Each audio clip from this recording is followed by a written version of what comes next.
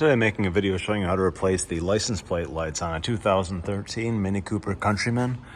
It's a little bit of a trick, that's why I'm making this video. But if you look down in here at the housing, whichever side of the lens has this little cutout right here, this little notch is the side you want to pry on. And when you pry down on it, there's a little metal spring clip.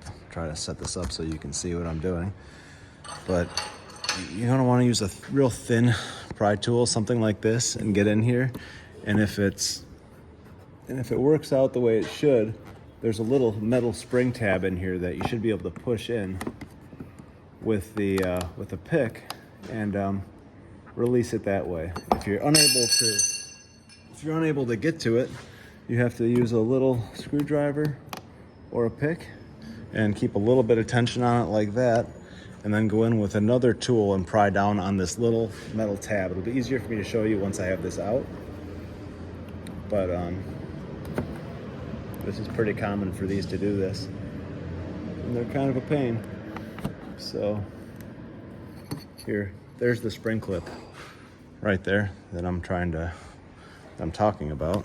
So you have to move that past that. So right there is what you're fighting. So in a perfect world, when you go in with your tool, you actually push on the edge of this, push this in, and then that releases it.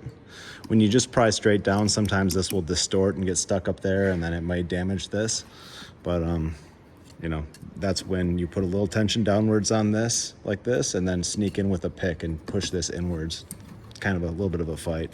Once you do that, all you have to do with the bulb is just twist it about 90 degrees and then pop it right out of there. And the bulb just pulls straight out, and push the new one straight back in. And then you're gonna clock this like this, turn it back the way it was, and pop it back into place.